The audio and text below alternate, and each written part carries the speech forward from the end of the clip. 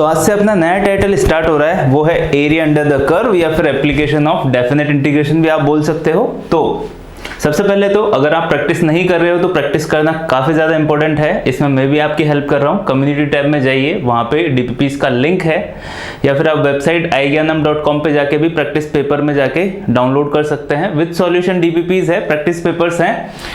Practice कीजिए, improve कीजिए। और एरिया अंडर द कर्व तो बेसिक बात करेंगे, ओनली उन्हीं चीजों के ऊपर बात करेंगे जहां से क्वेश्चन पूछा जाता है और जो आपको याद रखना जरूरी है क्वेश्चन को सॉल्व करने के लिए। फालतू की बकवास अपन नहीं करेंगे, जो पूछा जाता है बस उसी पे फोकस करेंगे। ठीक है, तो पहला पॉइंट स्टार्ट करते हैं। सबसे पहला पॉइंट जो कि मैंने आपको डेफिनेट इंटीग्रेशन में भी नहीं एक्सप्लेन किया था क्योंकि वहां पे भी जरूरत नहीं थी, बट यहाँ पे जरूरत है।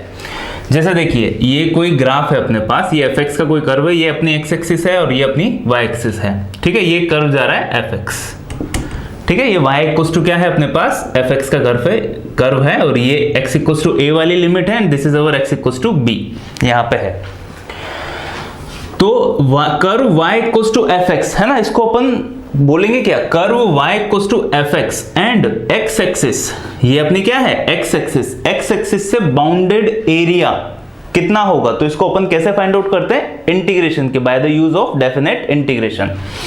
तो उसके लिए अपन करते क्या है, देखो एक छोटी सी स्ट्रिप लेते हैं, है ना, वैसे समझाने की जरूरत नहीं है, ये छोटी सी स्ट्रिप ली, इसको क्या बोल दिया अपन ने, dx। तो बस एरिया इक्वल्स टू ये जो बाउंडेड एरिया है ना पूरा, ये जो श्रेडेड पार्ट का एरिया है, ये पूरा एरिया कितना हो जाएगा अभी, area equals to integration, limit कहां से कहां तक निकालना है, a से लेके b, a से लेके b fx ऊपर वाला फंक्शन इनटू dx। बस ये आंसर हो गया। दो तीन छोटी बातें हैं, देखो वो आपको ध्यान रखनी है, बाकी कुछ नहीं है इसमें। पहली बात तो ये कि सर fx dx अगर एरिया तो बाउंडेड होता है ना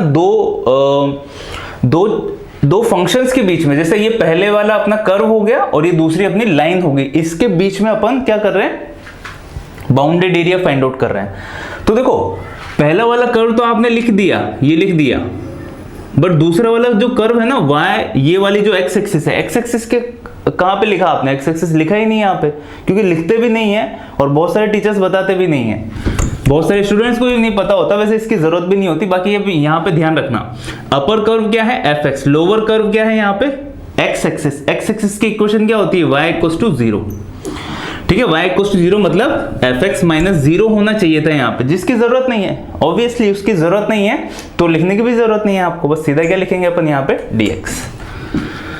तो हमेशा ध्यान रखना, एरिया जो होगा ना बाउंडेड होगा, दो कर्व के बीच में, दो लाइंस के बीच में, इस टाइप से ही होगा। तो अपर वाला लोअर वाला या फिर राइट वाला लेफ्ट वाला, तो ये हमेशा चेक किया करो, है ना। बेसिक कॉन्सेप्ट अगर ये आप समझ गए ना तो काफी आसानी होगी क्वेश्चन सॉल्व करने के लिए। बहुत से स्टूडेंट्स के नीचे वाले पे ध्यान ही नहीं देते, बस ये देखते हैं fx, नहीं ये खत्म कहां पे हो रहा है, ये भी अपन को ध्यान देना। देखो ये कहां पे खत्म हो रहा है, x एक्सिस पे, तभी तो बाउंडेड होगा।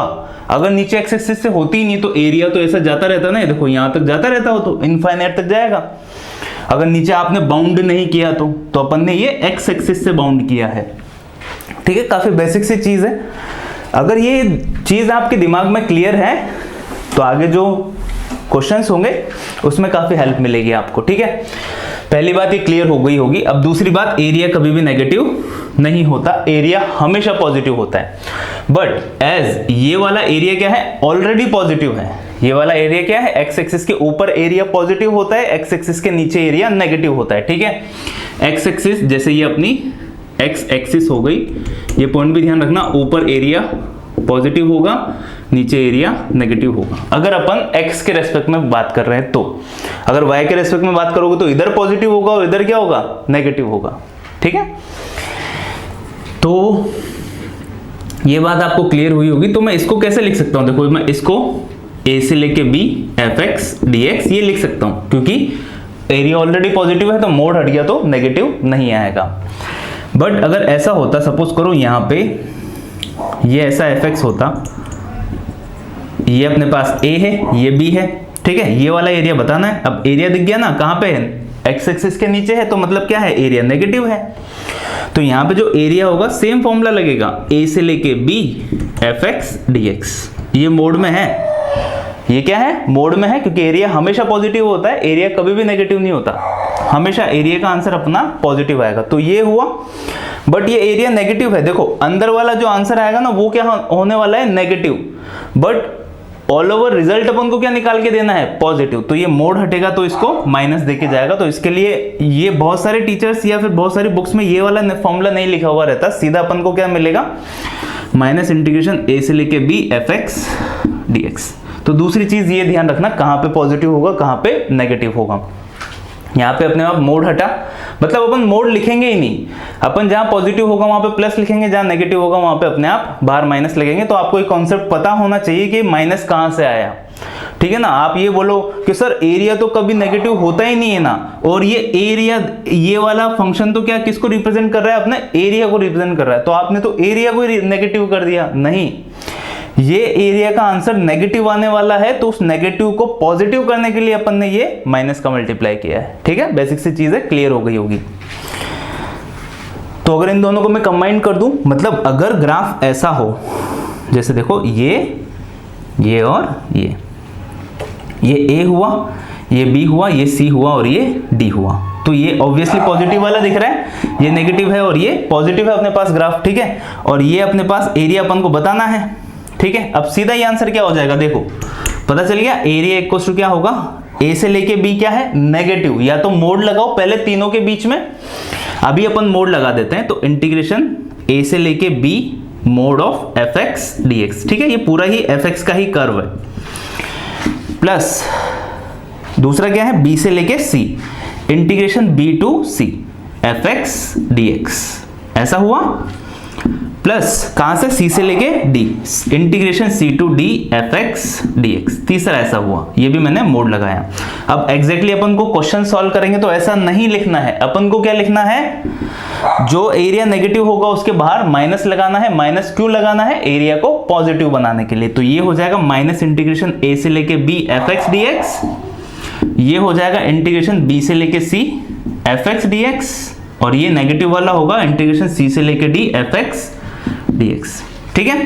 तो ये पहला वाला पॉइंट आपके दिमाग में क्लियर हो गया होगा, है ना। पहला पॉइंट क्लियर हुआ। अब चलते हैं दूसरे पॉइंट की तरफ। दूसरे पॉइंट में क्या है सर, दूसरे पॉइंट में जो भी काम अपन ने एक्स एक्सिस के लिए किए हैं ना, वैसा का वैसा वाई एक्सिस के लिए भी तो हो सकता है ना, क्यों नहीं हो सकता। अगर ग्राफ ऐसा जा रहा है, देखो यहाँ पे y इक्वल टू fx था, अगर ग्राफ ऐसे चला गया y एक्सिस के रेस्पेक्ट में, है ना, तो ये वाली लिमिट हो गई c से और यहां तक जा रहा है ये d तक, ठीक है। ये x एक्सिस y एक्सिस ऊपर जा रही है और ये y एक्सिस, ये x एक्सिस है अपने पास। वहां पे y इक्वल टू fx था, यहाँ पे x इक्वल टू क्या है, gy ले लो या fy ले लेना, ठीक है। तो ये हुआ। अब ये वाला बाउंडेड एरिया बताना है। अब स्ट्रिप किसकी आएगी, पहले वहां पे x की स्ट्रिप आई थी, यहाँ पे किसके रेस्पेक्ट में इंटीग्रेशन का काम होगा, पूरा y के रेस्पेक्ट में। तो ये जो स्ट्रिप आएगी ये dy आएगी, मतलब एरिया क्या होगा, एरिया इक्वल टू इंटीग्रेशन कहां से, c से लेके d, c से लेके d x dy, या तो x dy मतलब y dx मैंने लिखा है, या फिर x dy लिखोगे तो भी चलेगा। अब x की वैल्यू क्या है, gy, मतलब इंटीग्रेशन c से लेके d gy dy, this is our answer, ठीक है। तो ये वाला कॉन्सेप्ट भी आपका क्लियर हुआ होगा। अगर ऐसा कैसा x पे आ गया तो ऐसा कैसा y पे भी आ सकता है। अब देखो यहाँ पे भी ध्यान रखना, इधर वाला पार्ट अपना क्या होगा, पॉजिटिव होगा, उधर वाला पार्ट क्या होगा, अपना नेगेटिव होगा। मैं एग्जांपल के लिए ऐसा लिख देता हूं, जैसे देखो अपने पास अगर ये कर्व हो गया, सपोज करो जो कर्व है अपना स्टेप से जा रहा है, कुछ यहाँ पे इधर कुछ स्टेप से जा रहा है, कर्व इधर से स्टार्ट हुआ, ये पॉजिटिव, फिर कुछ स्टेप से। वैसे मैं अपन ऊपर से भी स्टार्ट कर सकते हैं, तो मैं नीचे को 0 बना देता हूं और ओनली ऊपर ऊपर कर्व बनाता हूं। मतलब ये अपने पास x एक्सिस है और ये अपने पास y एक्सिस है, ठीक है।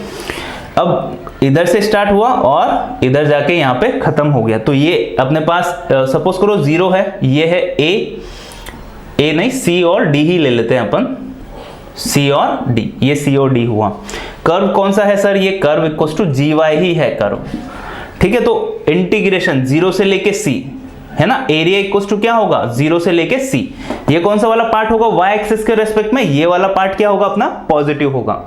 देखो ये चीज भी समझ लेना, क्योंकि कभी कभी क्वेश्चन क्या होते हैं अपन को ये अपन क्या कर रहे हैं, ये अपन x की लिमिट लेके क्वेश्चंस को सॉल्व कर रहे हैं और इधर अपन क्या कर रहे हैं, y की लिमिट्स लेके क्वेश्चंस को सॉल्व कर रहे हैं। अब जो क्वेश्चंस होते हैं ना, उसमें कभी कभी क्वेश्चंस x की लिमिट से काफी इजी वे में सॉल्व हो जाता है और कभी कभी y की लिमिट में काफी इजी वे में सॉल्व हो जाता है।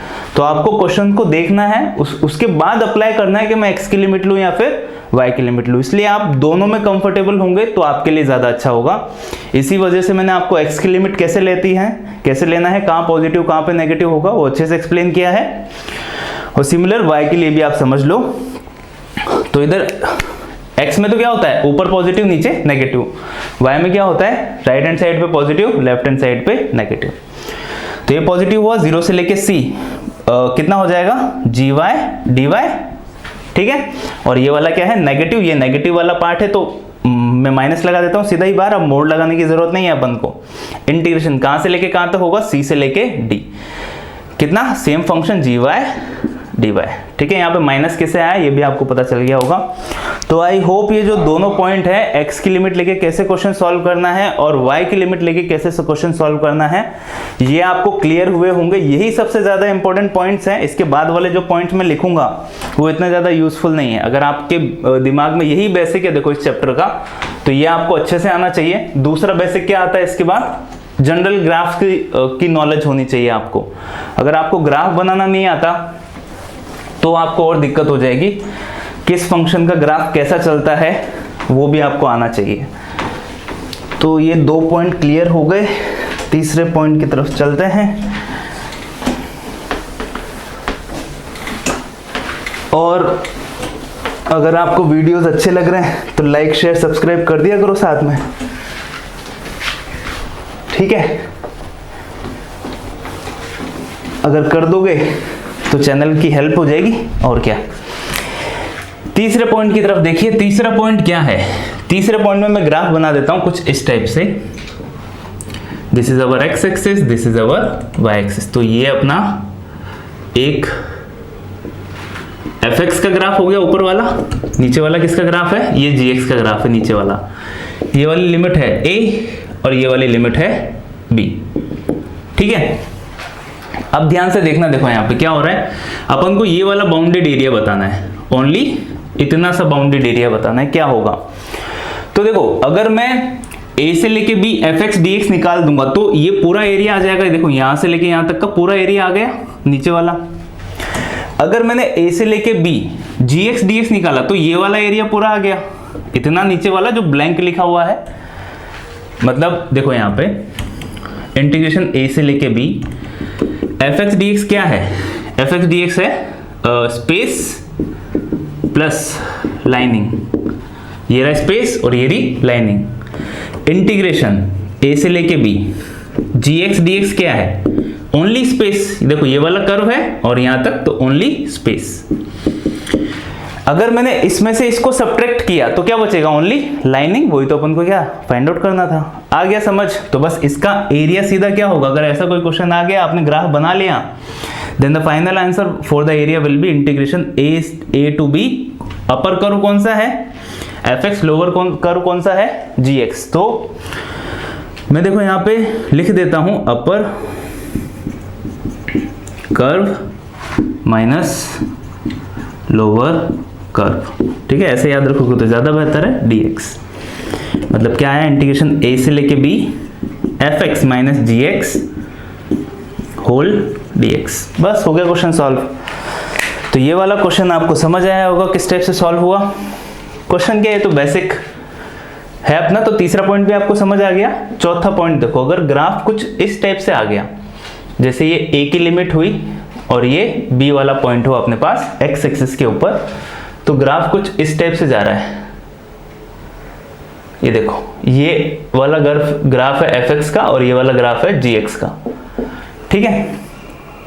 पहला वाला है fx का, दूसरा वाला किसका है, gx का। तो यहाँ पे अपन को बाउंडेड एरिया बताना है fx और gx। तो देखो बाउंडेड एरिया समझ लेना, जो बंधा हुआ है उन दोनों कर्व से। तो बाउंडेड एरिया कौन सा है, ओनली ये वाला। तो अपन को ये एरिया बताना है। जेईई एडवांस के क्वेश्चंस में क्या होता है, बच्चों को समझ तो सब आ जाता है बट यही पता नहीं चलता कि बाउंडेड एरिया कौन सा है। इसलिए बाउंडेड एरिया पे फोकस करना, स्टार्टिंग से खुद निकालने की कोशिश करना कि एरिया बताना कौन सा है। अगर ये समझ में आ गया तो काफ़ी इजी चैप्टर। अब देखो सपोज करो ये यहाँ पे सी वाला पॉइंट हुआ, तो ए से लेके सी एरिया क्या होगा, ए से लेके सी में अपर कर्व कौन सा है, एफ एक्स, लोअर कर्व कौन सा है, जी एक्स, है ना, ये लोअर कर्व। सी से लेके बी में अपर कर्व कौन सा है, जी एक्स, लोअर कर्व कौन सा है, एफ एक्स। तो बस आंसर आ गया अपना, क्या होगा, area equals to integration A to C कौन सा, अपर माइनस लोअर, तो F X minus G X whole D X, ये वाला एरिया, प्लस सी से लेके बी में क्या होगा, अपर माइनस लोअर, तो अपर कर्व कौन सा है, G X minus F x D X. तो इसका ये वाला आंसर होगा। तो ये अपना नेक्स्ट पॉइंट था, ये भी आपको समझ आया होगा। इसके बाद जो नेक्स्ट पॉइंट है उसमें क्या होता है, अगर ग्राफ देखो, ये अपन ने एक्स एक्सिस के रेस्पेक्ट में बनाया है, ये अपन ने किस रेस्पेक्ट में बनाया है, एक्स एक्सिस के रेस्पेक्ट में बनाया है। अभी इसी में देखो, अगर ऐसा केस बन जाए, केस अगर ये बन गया, इसी का रिलेटेड है, अगर आपको ये वाला बाउंडेड एरिया बताना था, जैसे ये दोनों कर्व क्या है, बस टच करके जा रहे हैं, ऊपर वाला एफ एक्स है और नीचे वाला क्या है अपने पास, ये जी एक्स वाला ग्राफ हो गया, X axis and this is our Y axis. कहां से कहां तक बताना है सर, ए से लेके ये बी वाला पॉइंट हुआ, ठीक है। तो एरिया कौन सा बताना है अपन को, ये वाला, दोनों से बाउंडेड एरिया, ये जो शेडेड पार्ट है अपन को, इसका आंसर बताना है क्या होगा। तो देखो, अगर मैं ऊपर वाला पूरा ले लूं एफ एक्स, तो ये पूरा ही कंबाइंड हो जाएगा, ये यहां से लेके नीचे तक पूरा, ये ए से लेके b f x D x का आंसर होगा, ए से लेके b g x D x का आंसर क्या होगा, ये वाला कर्व से नीचे एक्स एक्सिस तक का पूरा। तो ऊपर वाले में से नीचे वाला सब्ट्रैक्ट करो, तो ये जो शेडेड पार्ट है वही आ गया ना, तो इसका जो एरिया होगा वो कितना हो जाएगा, इंटीग्रेशन ए से लेके b f X minus G X whole D x, ठीक है। तो ये अगर ऐसा केस आ गया, ऐसा कहीं पे आप फंस गए, तो भी आप समझ सकते हो किस टाइप से आपको आंसर फाइंड आउट करना है। और सेम टू सेम केस अपने पास y एक्सिस में भी बन सकता है। तो देखो केस 5 जो है अपने पास, सपोज करो ये जो है इस टाइप से ग्राफ बना, ठीक है ना, ये वाला पॉइंट हो गया अपने पास C और ये वाला पॉइंट हो गया अपने पास D, ठीक है, ये शेडेड पार्ट है।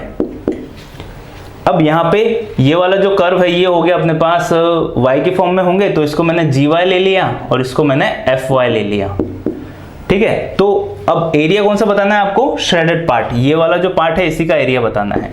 तो बड़ा वाला कौन सा है, gy वाला कर्व बड़ा है, छोटा वाला कर्व कौन सा है, fy वाला।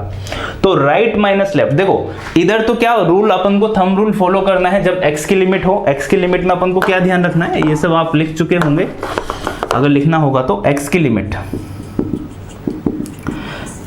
में आपको ध्यान क्या रखना है, अपर माइनस लोअर होगा, और जो y लिमिट है उसमें आपको क्या ध्यान रखना है, राइट माइनस लेफ्ट, ठीक है। छोटे से चीजें हैं, ध्यान रखोगे तो बढ़िया रहेगा। ऊपर हमेशा अपन ने क्या किया, अपर माइनस लोअर ही किया है, अपर माइनस लोअर ही किया है, यहाँ पे क्या करना पड़ेगा, राइट माइनस लेफ्ट। ऐसे ध्यान रखोगे तो काफी आसान हो जाएंगे क्वेश्चन। देखो तो बड़ा वाला कौन सा है, gy, छोटा वाला कौन सा है, fy। तो आंसर क्या हो जाएगा, इंटीग्रेशन कहां से कहां तक, c से लेके d, अपर माइनस राइट माइनस लेफ्ट, तो gy माइनस fy होल क्या हो जाएगा, किसकी लिमिट है, dy की। तो y की लिमिट से काफी इजी वे में क्वेश्चन सॉल्व होंगे।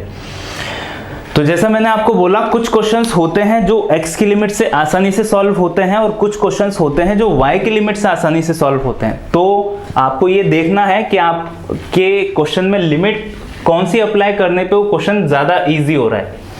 अब जैसे अगर ये सेम टू सेम क्वेश्चन अपना इधर हो जाता ना, सपोज करो ये जो क्वेश्चन है अपना, ये एक्स एक्सिस है और ये वाई एक्सिस है, अगर ये सेम टू सेम ग्राफ इधर बन जाते, ठीक है, ये हो गया अपने पास जी वाई, ये हो गया एफ वाई, ये अगेन ये पे सी है और ये वाला लिमिट डी तक जा रहा है, ये वाला पार्ट बताना है आपको।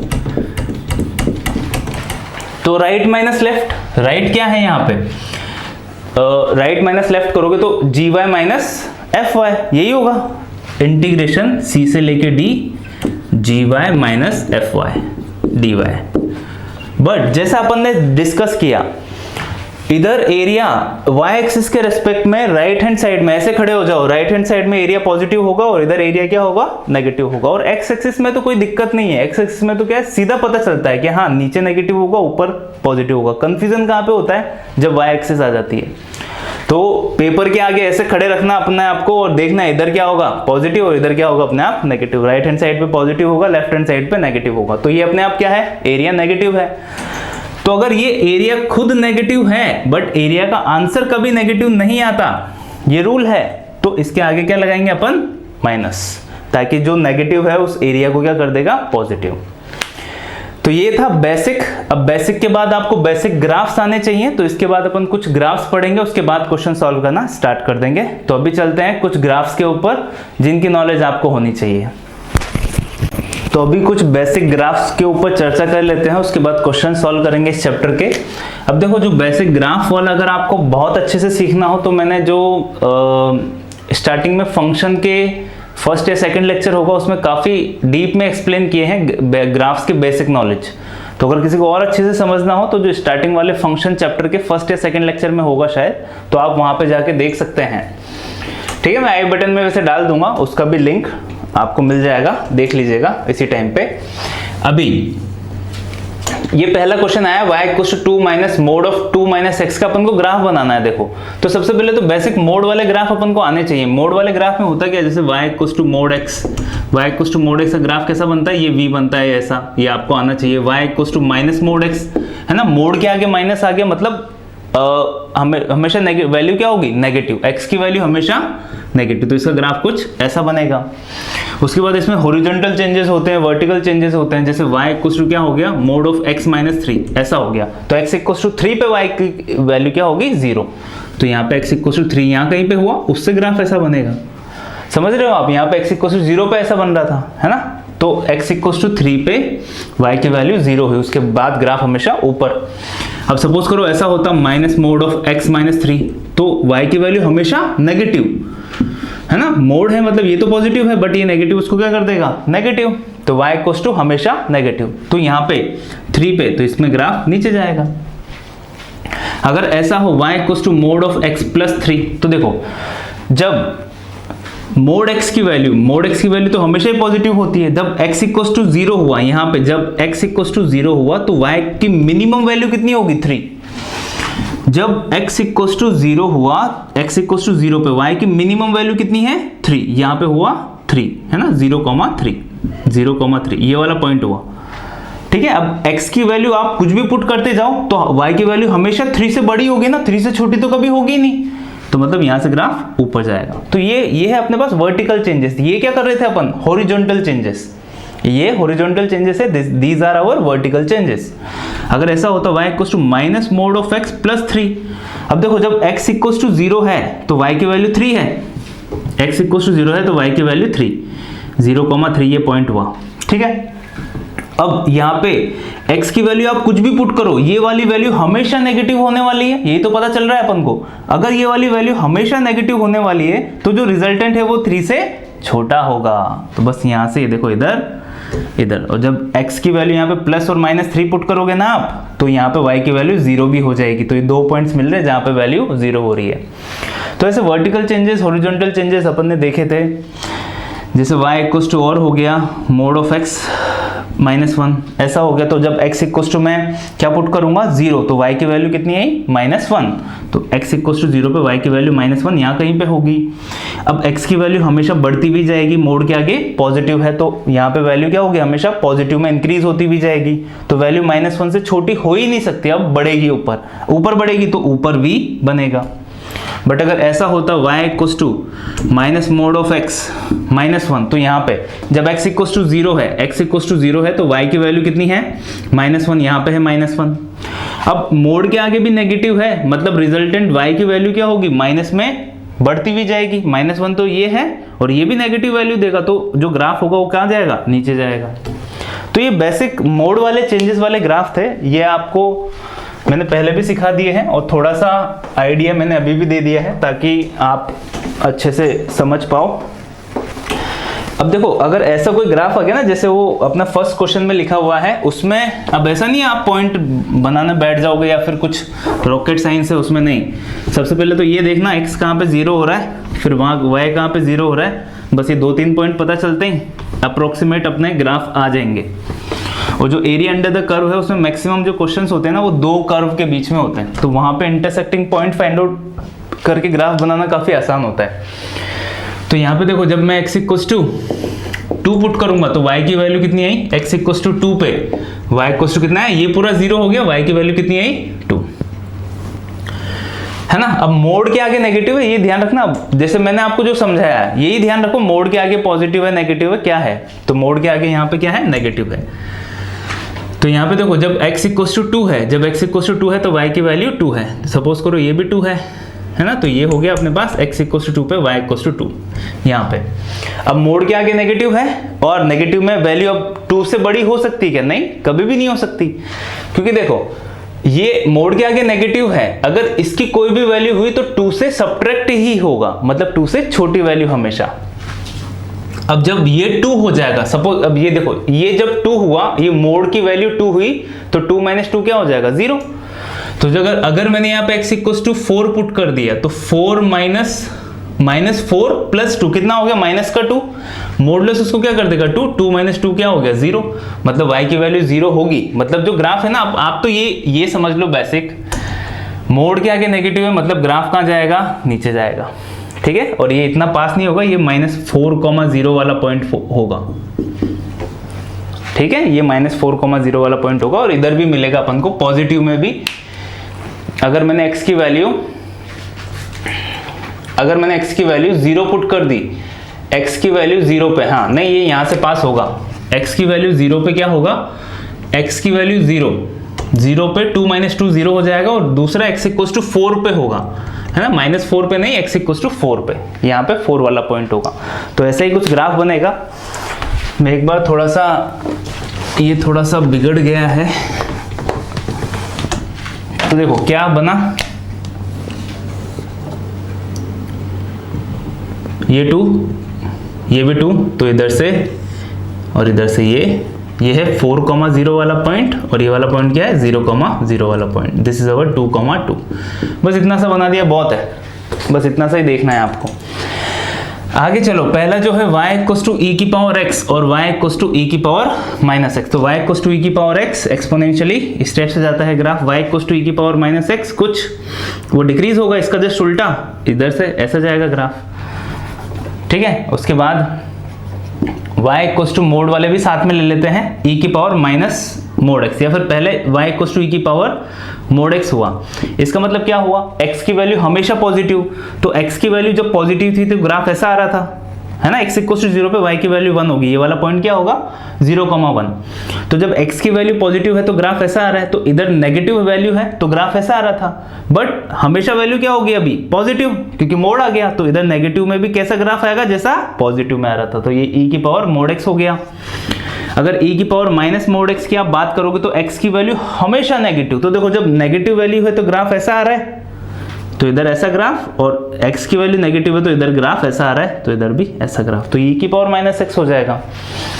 अगर ऐसा हो y equals to log x, तो देखो सबसे पहले तो ये ध्यान रख लेना, जो बेसिक है जहाँ पे भी log यूज होता है मैं लिखता ही हूँ कि जो log 0 की वैल्यू होती है वो -∞ होती है, और जो log 1 होता है उसकी वैल्यू 0 होती है, बेसिक ये ध्यान रखना। तो जो log x का ग्राफ होता है वो कुछ इस टाइप से होता है, ठीक है। ये है अपने पास x इक्वल्स टू 1 पे y की वैल्यू 0, ठीक है। x की वैल्यू जब 0 से लेके 1 के बीच में है ना, यही तो है, ये है 0 और ये है 1। जब x की वैल्यू 0 से लेके 1 के बीच में होती है तो y की वैल्यू हमेशा क्या होती है नेगेटिव, नेगेटिव में कहाँ तक जाती है -∞ तक जाती है ना। तो x के एक वेरिएशन में, है ना, एक इंटीजर के वेरिएशन में y अपनी कितनी वैल्यू चेंज करता है, देखो -∞ तक की वैल्यू चेंज करता है ये। तो ये भी आपका क्लियर होगा, y equals to mod x तो अपन बचपन से पढ़ते हुए आ रहे हैं, ये तो सभी को आता होगा। दूसरा देखो y equals to log x plus 3, ऐसा हुआ तो अब x अगर यहाँ पे मैं x की वैल्यू -2 पुट करूंगा तो log 1 बनेगा। अब मेरे को तो एक ही तो वैल्यू याद है, log 1 पे 0 होता है y, तो यहाँ पे -2,0 वाला पॉइंट हुआ। जब मैं यहाँ पे -2 पुट करूंगा तो y की वैल्यू क्या होगी, log 1 मतलब 0। तो ग्राफ कुछ ऐसा बनेगा। ठीक है, तो इसका ग्राफ कुछ इस टाइप से इंक्रीजिंग ऑर्डर में, इधर इंक्रीजिंग ऑर्डर में जाएगा। ठीक है, तो ये भी आपको समझ आया होगा किस टाइप से अपन ने सॉल्व किया। इसके बाद देखो y इक्वल्स टू नेक्स्ट जो आते हैं y इक्वल्स टू e की power mod x। y equals to e की पावर मोड x तो हो गया ना, y equals to log mod x, ये आया।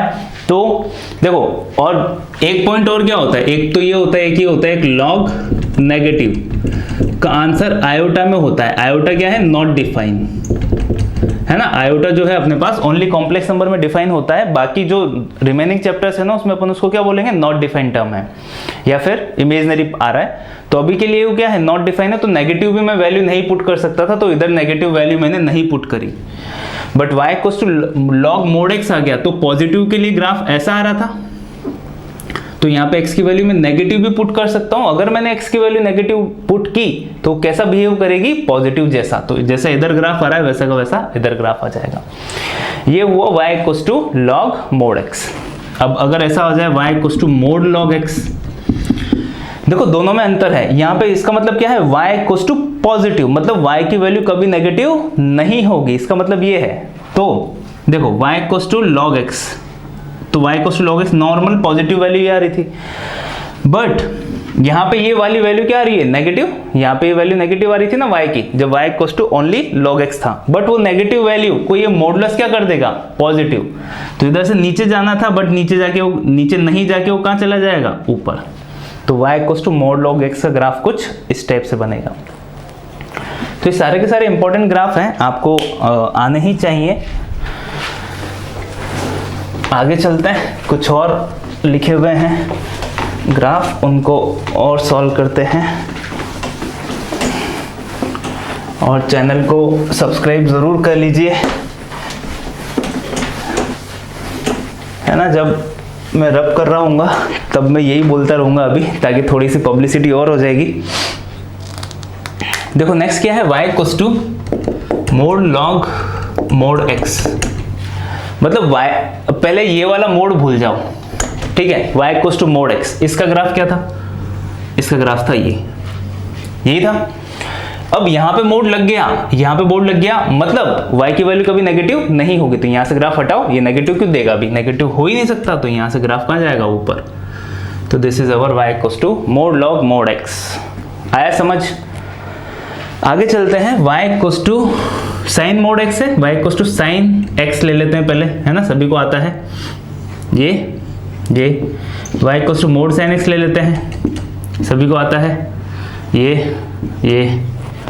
y इक्वल्स टू जो लिखा हुआ है वो क्या है, साइन मोड x। अब ये इंटरेस्टिंग चीज है, देखो y equals to x positive है तो कोई दिक्कत ही नहीं है, फिर तो मोड हटा भी तो सकते हैं ना जब x पॉजिटिव है। तो पॉजिटिव के लिए तो ग्राफ ऐसा आ रहा था, दोनों में देखा अपन ने, इसमें देखा जब x की वैल्यू पॉजिटिव है तो ग्राफ ऐसा आता है, यही आता है, ठीक है, ऐसा ग्राफ आता है। यहाँ पे मोड लगा हुआ है, मतलब अगर x की वैल्यू नेगेटिव पुट करोगे तो कैसा बिहेव करेगी, जैसा पॉजिटिव बिहेव करती। तो पॉजिटिव में कैसा ग्राफ आया, ऐसा ग्राफ आया, तो नेगेटिव में भी ऐसा ही ग्राफ आएगा। तो ये ध्यान रखना, ये वाला जो पार्ट है ना, ये थोड़ा सा इंपॉर्टेंट है। यहाँ पे बहुत सारे स्टूडेंट नीचे से बना देते हैं, नहीं, मोड है तो उसको पॉजिटिव जैसा ही बनाना है। इसके बाद देखो y equals to mod y equals to sine x, कहां से कहां तक, x बिलोंग्स टू 0 से लेके 3 पाई तक, ठीक है। Mod y equals to sine x। अब ये देखो, ये थोड़ा सा इंपॉर्टेंट कैटेगरी का ग्राफ है और इसको समझाने में भी थोड़ी सी दिक्कत होती है, बाकी आप अगर ध्यान दोगे तो समझ में आ जाएगा। तो देखो सबसे पहले तो क्या करते हैं अपन, मोड y है, मतलब यहां पे नेगेटिव नहीं हो सकता, है ना, मतलब यहां पे नेगेटिव नहीं हो सकता, समझे बात, नेगेटिव नहीं हो सकता इधर, क्योंकि mod y equals to negative possible ही नहीं है ना, मतलब mod x equals to negative, ये नॉट पॉसिबल है, तो गलत हो जाएगा। तो साइन x का नेगेटिव वाला ग्राफ नहीं बनेगा, मतलब ये इधर नेगेटिव जा रहा था, ये नहीं बनाया अपन ने, डॉट डॉट करके बना दिया x और ये y, है ना, बट ये वाला ग्राफ नहीं बनेगा। ठीक है, ये हुआ। अब ठीक है, सबसे पहले तो यही करना है, देखो मोड y वाला इक्वल्स टू में कोई भी ग्राफ आ जाए ना, तो उधर जो पॉजिटिव वाला पार्ट है हमेशा पॉजिटिव वाला पार्ट बना दो। ठीक है, हमेशा पॉजिटिव वाला पार्ट बना दो। और एक सीधा ही डायरेक्ट अब इसका मैं बात बता रहा हूं, वो आपको ध्यान रखनी है। जैसा पॉजिटिव में ग्राफ आया ना, वैसा का वैसा नेगेटिव में बना दो। तो ये तो सबसे सिंपलेस्ट बात हो गई, याद रखने जैसी, बिना समझने वाली, याद रखने जैसी। जैसा पॉजिटिव, अब पॉजिटिव में क्या आया, कैसे बनाया, वो समझ में आ गया। अगर इधर मोड लगा हुआ हो तो रिजल्ट में क्या कर दो, जैसा नेगेटिव में आया वैसा का वैसा पॉजिटिव में कर दो, मतलब दिस। तो ये अपना किसका ग्राफ होगा, mod y equals to sine x। अब बात करते हैं समझने वाले पे कि सर ये नीचे भी आपने कैसे बना दिया। तो देखो यहाँ पे क्या आ रहा है अपने पास, mod y equals to positive आ रहा है। ठीक है, मोड y इक्वल्स टू क्या आ रहा है, पॉजिटिव। अब जैसे सपोज करो मोड y इक्वल्स टू, अब y की वैल्यू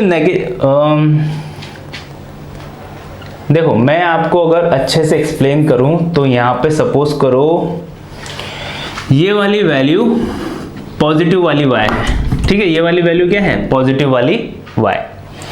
तो यहां पे mod y equals to sine x है, और ये वाली जो वैल्यू है ना, ये जितनी भी वैल्यू दे रहा है, ये जो भी अपन ने ये वाली जो वैल्यू है, ये सपोज करो ये वाली जो डार्क वाली वैल्यू है, ये वाली वैल्यू है अपनी -1 से लेके 1। ठीक है, वही वैल्यू है। या फिर इसको कुछ और सपोज करते हैं, इसको सपोज कर लो p।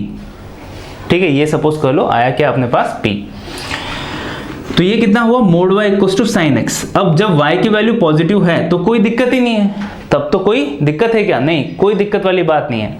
अब देखो अपन ने किया क्या, अपन ने x को थोड़ी ना नेगेटिव किया, क्या आपने यहाँ पे x को नेगेटिव किया, नहीं, आपने किसको नेगेटिव किया है यहाँ पे, y को। तो अगर y की वैल्यू यहाँ पे -y है तो उसका मॉडुलस भी क्या हो जाएगा, अपने आप पॉजिटिव हो जाएगा। और वो किसके इक्वल होगा, p के, क्योंकि इधर भी p है ना, जब यहाँ पे +y है तो भी p आ रहा है, और -y है मोड के अंदर तो भी p आ रहा है ना। x की वैल्यू थोड़ी ना चेंज हो रही है, x की वैल्यू तो यहाँ से लेके यहाँ तक है, ये इतनी सी ही है x की वैल्यू। देखो यही सबसे ज्यादा कंफ्यूजन वाला पार्ट होता है इस वाले ग्राफ में। x की वैल्यू नेगेटिव नहीं हो रही है, अपन y की नेगेटिव वाली वैल्यू भी ले रहे हैं और पॉजिटिव वाली वैल्यू भी ले रहे हैं, क्योंकि मोड y लगा हुआ है। ठीक है, तो बस या तो इसमें समझ जाओ कि अब यहाँ पे मोड y है, मतलब y की नेगेटिव वाली वैल्यू भी कंसीडर होगी और पॉजिटिव वाली वैल्यू भी कंसीडर होगी, या फिर जो मैंने आपको समझाया था। आई होप आपको समझ में तो आ गया होगा क्या हुआ यहाँ पे। या फिर जैसा मैंने आपको बताया था, mod y equals to positive वाला ग्राफ बना दो। क्या करो, mod y equals to positive वाला ग्राफ बना दो। अब जैसा पॉजिटिव में ग्राफ आया वैसा का वैसा नेगेटिव में बना दो, बस वही अपना क्या हो जाएगा, आंसर हो जाएगा। तो अब इसके बाद वाला ग्राफ देखो, mod y equals to log mod x। ठीक है, अब ये जो है नेगेटिव वैल्यू भी देता है, ये जो है, बट क्या लिखा मैंने, नेगेटिव नहीं हो सकता, तो ओनली पॉजिटिव वाला ग्राफ बनाओ। तो ओनली पॉजिटिव वाला ग्राफ, इधर पॉजिटिव ऐसा होता है और इधर पॉजिटिव ऐसा होता है, नेगेटिव वाला नहीं बनेगा। अब जैसा पॉजिटिव में बनाया ना, वैसा का वैसा किसे बना दो, नेगेटिव में। तो ये किसका ग्राफ आया है अपने पास, mod y equals to log mod x का, -1, 0 और 1, 0। समझने वाला कॉन्सेप्ट सिंपल है। y की पॉजिटिव वैल्यूज के लिए आपने ग्राफ बना दिया। अब जब नेगेटिव, अब इधर मोड लगा हुआ है तो y की पॉजिटिव वैल्यू के लिए अगर कोई ग्राफ आया है तो वही ग्राफ किस में बनेगा, y की नेगेटिव वैल्यू में, क्योंकि मोड लगा हुआ है तो +y हो या फिर -y हो, रिजल्टेंट क्या होगा, हमेशा पॉजिटिव ही होगा, ग्राफ बनेगा जरूर। ठीक है, तो ये तो थे अपने कुछ बेसिक ग्राफ। अब जो कुछ कॉम्प्लिकेटेड ग्राफ होंगे, या पैराबोला, एलिप्स, हाइपरबोला कैसा बनता है, सर्कल क्या बनता है, वो सब आपको आते होंगे, वो सब अपन डिस्कस नहीं करेंगे, क्योंकि 12th क्लास में आ गए हैं। और 12th क्लास में तभी आते हैं जब 11th क्लास पढ़ चुकी होती है, या थोड़ा बहुत तो देखा हुआ ही होता है, मतलब ऊपर से पढ़ ली हो तो भी। आजकल तो 10th क्लास के बच्चों को सर्कल की इक्वेशन, एलिप्स की इक्वेशन, पैराबोला की इक्वेशन सभी पता होती है। तो मैं ऐसा सोच रहा हूं कि आप सभी को पता है, बेसिक जो रिमेनिंग ग्राफ्स है वो सभी को आते हैं। ये अपन ने थोड़े से जो मैक्सिमम यूज होंगे ना, वो थोड़ा डिस्कस किया है। और जो जनरल ग्राफ्स है अपने सर्कल, एलिप्स, पैराबोला, हाइपरबोला वाले, ये आपको आते हैं। दूसरा क्वेश्चन देखो, Y square equal to 4x है, y equal to -1, y equal to 2 और y एक्सिस, इससे बाउंडेड एरिया बताओ। ये जो चार है इनसे बाउंडेड एरिया बताओ। y square equal to 4x, तो x एक्सिस से सिमेट्रिक होगा कुछ, ये इस टाइप से बनेगा। ठीक है, ध्यान से देखना, अब ये y एक्सिस से सिमेट्रिक ग्राफ है। ये किससे सिमेट्रिक ग्राफ है? y एक्सिस से सिमेट्रिक ग्राफ है।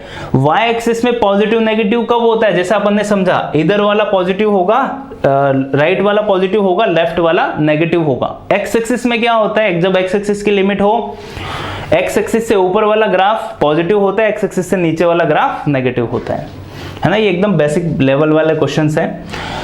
y इक्वल टू -1, ये रहा y इक्वल टू -1। ठीक है, y इक्वल टू -1 यही कहीं पे होगा। y equal to 2, y equal to 2 क्या हुआ? ये हुआ अपने पास y इक्वल टू 2। ठीक है, तो ये अपने पास बेसिक ग्राफ बन गया।